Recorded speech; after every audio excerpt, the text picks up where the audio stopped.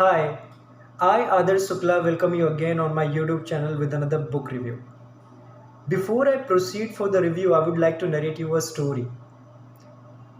One night, a father was relaxing with his newspaper after a long day at the office. His son, who wanted to play, kept on forcing him to join him. Finally annoyed, the father ripped out a picture of the globe that was in the paper and tore it into 100 tiny pieces and said, "Here, son, go ahead and try to put this back together," hoping he would not return again. But to his amazement, he returned only after 1 minute, with a picture of the globe perfectly back together.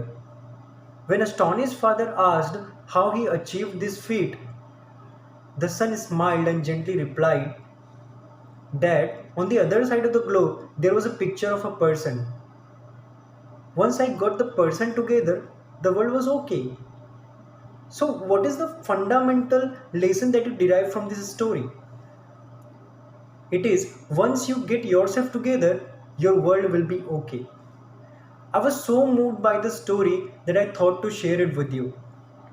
And this is my favorite part from the book The Monk Who Sold His Ferrari.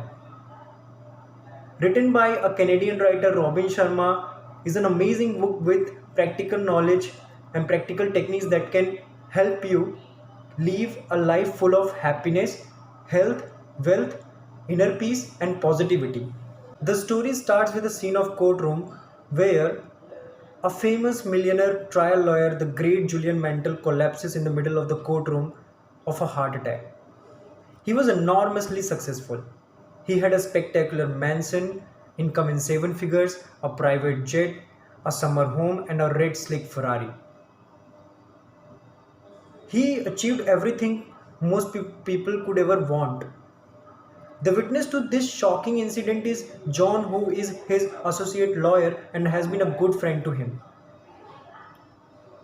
After Julian retires from the hospital, he gives up his law practice and vanishes on a secret journey to the mystical land of India, selling his all possessions to find the answers to life questions.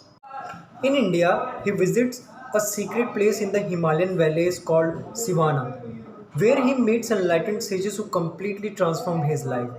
He returns after 3 years and meets his friend John. John sees a man in his 30s who is tall, lean, and muscular, radiating abundance of vitality and energy. This man with a beaming face was none other than the former lifeless, wrinkled lawyer Julian Mantle. Surprised by his transformation, John also wants to know the secret behind this divine change. So one day, Julian visits John's house and imparts his knowledge through a fable in about 12 hours from evening to morning tirelessly. John everything and the secret behind his evolution. At the end of the story, Julian makes a heartbreaking and sorrowful revelation that caused him to renounce this world and become a monk. I think I have generated enough excitement in you to read this book. He also shares with John the 10 rituals of radiant living, which are self explanatory terms. To name a few are solitude, physicality such as yoga and exercise, music, and personal reflection. Find out more by reading this book. At the end of every chapter, you will find a summary or takeaway that also keeps you engaged throughout the story. This book also talks about the importance of goal setting, kaizen, a technique for never ending improvement, discipline, time, philanthropy, and living present with happiness. There are many quotes in the book which has profound effect when you read them. Writer also uses stories and illustrations to explain his point. There were two more stories that I liked from the book. One I was familiar with and the other I wasn't. The one I was familiar with was Giant's Garden, and you must have heard about this story too. And the other was Peter and the Magic Thread, which clearly explained the beautifulness of living in present. There are so many things to cover from this book, but I think I have set you on fire to read this book. I will now mention few lines from the book which I liked most. First, the luck is nothing more than marriage of preparation with opportunity. And second, fear is a conditional response and can be overcome easily.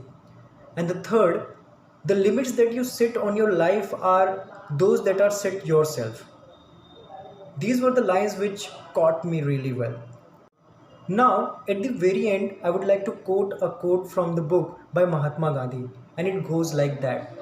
When I admire the wonder of a sunset or the beauty of the moon, my soul expands in the worship of the Creator.